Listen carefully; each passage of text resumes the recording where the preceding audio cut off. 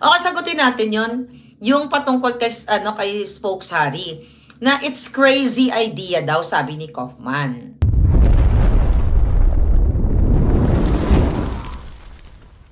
Okay? Ngayon, mga kababayan, paano naging crazy idea? Okay? Yeah, Iconic Claire Collective. Paano naging crazy idea yung domestic legal remedy na sinasabi ni Kaufman na bakit, kung tama yung pagka-remember ko, pagkaunawa ko, na parang bakit daw kakasuhan yung Dutch government. Parang it's crazy, ganyan-ganyan. Ang pinapaliwanag doon ni Spokes Harry, kung meron naman tayong ibang remedyo. Kasi nga, ano ba ginawa ni Kaufman? Tandaan nyo, si Kaufman ay abogado ng mga Marcos. Ngayon, magtataka ka, bakit si Kaufman, bakit parang planadong-planado yung mga interview ni Chipmunk at saka ni Kaufman. Scripted na scripted yung interview. Tapos sinasabi na idea ni Harry is crazy idea about kung paano, paano yung domestic legal remedy. Nag-approve na si Pangulong Duterte doon. At even si Vice President Sara ay nag-approve na din doon. Ay no, not really nag-approve. Hindi echo niya yon. The problem with this Kaufman, okay, mukhang insecure na insecure siya kay Harry. I just don't know. Dahil syempre, si Inday Sara naman, tandaan ninyo, pinapunta ni Inday Sara si Harry Roque, si Spokes Harry sa Dahig. Diba? Sinabi naman nila yan publicly. It just so happened na si Spokes Harry ay may hinaharap na asylum seeker nga siya. Kailangan ayusin muna niya yung kanyang hinaharap dyan sa the Netherlands, diba? Bago siya makapag-focus dito kay Pangulong Duterte. Pero actually, pwede naman si Pangulong Duterte maging si Spokes Harry parang maging part ng council. Kaya lang, we just don't know kung ano yung, syempre, yung behind the scene between Vice President Sara Duterte, at hindi rin natin alam kung ano yung ginagawa ni Amy Marcos. Hindi natin alam, kunyari, tulong-tulong. We just don't know about that.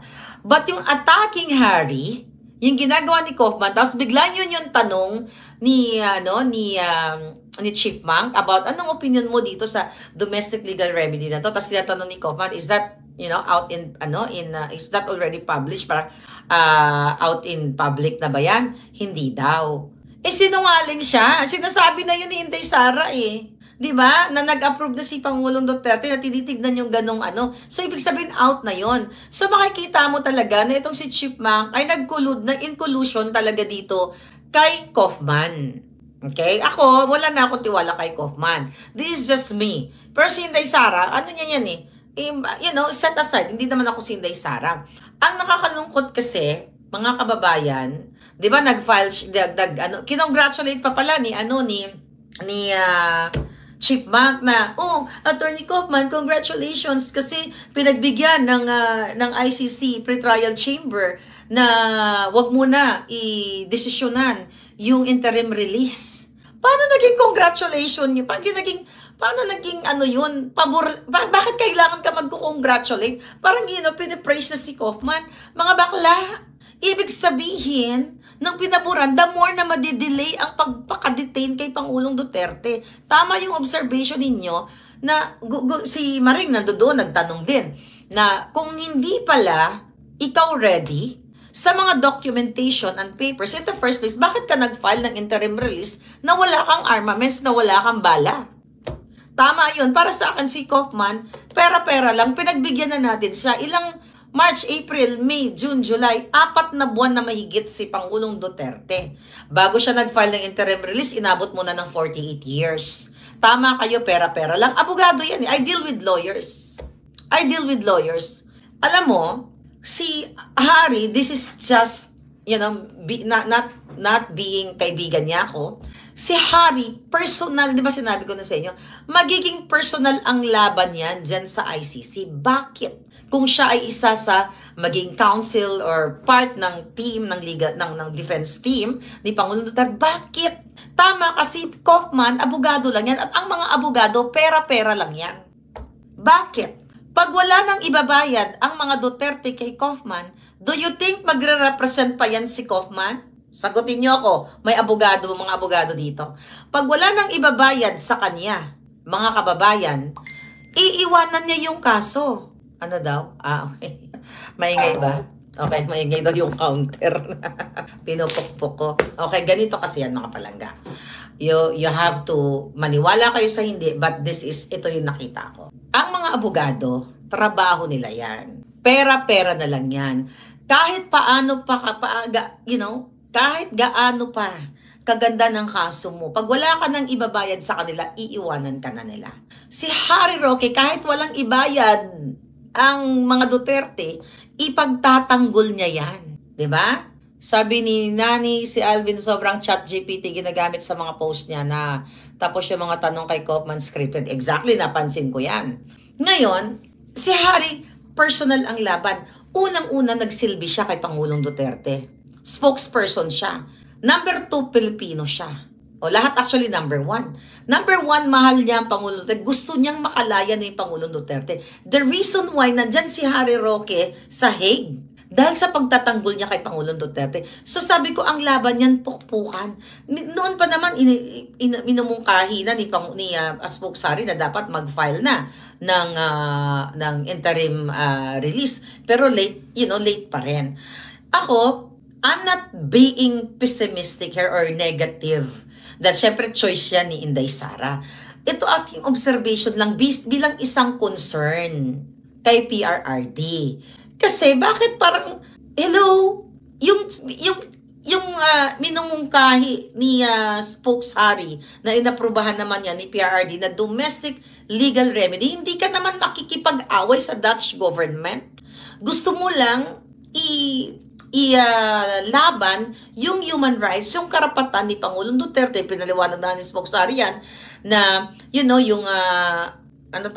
yung Dutch government is somehow naging kinasangkapan ng ICC at ng bangag na administrasyon dahil nagsabwatan sila para maipasok sa ICC ang Pangulong Duterte. Dahil illegal ang pagpasok sa kanya. Yun yung gustong ilaban. Yun ang pinag-uusapan namin sa ICC, mga kababayan. Ay, sa ICC. Dyan sa Duterte, kami nila, Harry. Kaya nga tinatanong ko si Harry, sabi ko, Spokes, yan bang domestic legal remedy? Hindi ba yan, makaka-apekto sa ICC? Siyempre, abogado. No, kasi iba namang body ang ICC, iba rin naman itong domestic legal remedy. Pero magtataka ka dun sa tanong ni Chipmunk.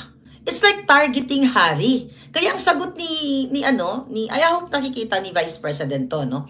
Ang sagot ni Kaufman na that's a crazy idea. Paano maging crazy idea kung ito is kumbaga isa lang to sa mga ways o mga pamamaraan na pwede nating subukan? Okay? Alam ko si Inday, abogado yan, one step at a time, si Vice President Sara. Pero yung datingan ng mga tanong ni Chipmunk, it's either, sabi ng iba, ChatGPT. Wala namang masama kung magcha-ChatGPT ka, kung aligned naman. In fairness naman, kasi kaya nga may ChatGPT, na mga ganyan, pwede kang magtanong or Google, di ba? Kasi ako, Google lang ako. Di ba? So, ang ibig sabihin, kung aligned naman yung questioning, wala pong problema yon. We have to learn. Nag-i-evolve ang mundo natin. Ang technology nag-i-evolve. As long as gagamitin mo sa tama. Pero doon sa kanyang tanong, doon ako na, I'm not home, kaya wala akong computer ngayon, di ko nadala. Doon lang ako, parang doon sa question niya, so Mr. Kaufman, what can you say about Mr. Duterte? Tapos binago niya yung line of questioning niya. Instead of Mr. Duterte, ginamit niya President. Ibig sabihin, may guide ka. May guide ka sa iyong, it's either binigyan ka ni Kaufman o binigyan ka ni Mangga.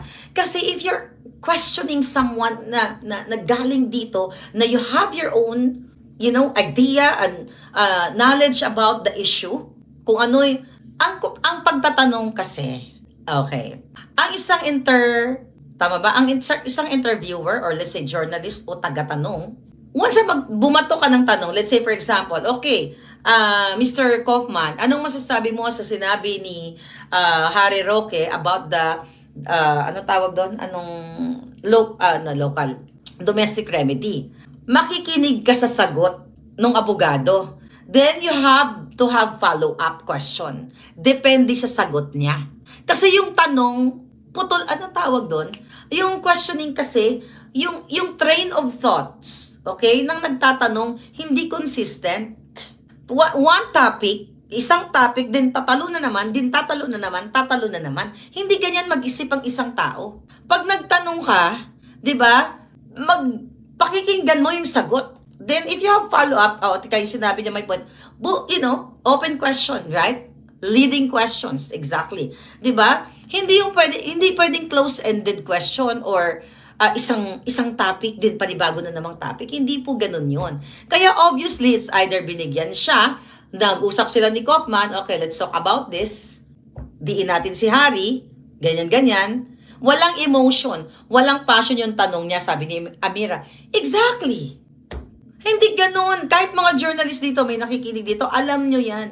Hindi ka pwedeng magtanong na, nasagot na, okay, na wala ka na doon pakialam sa isang tanong niya. Kaya ka nga nagtatanong, tinitignan mo kung ano yung sinasagot ng abogado. Pag may timingin ka na parang, okay, I think I have to clarify yung answer niya kasi mukhang ganon. Di ba kasi siya lang yung nagtanong doon, di ba? So anyway, it's all BS.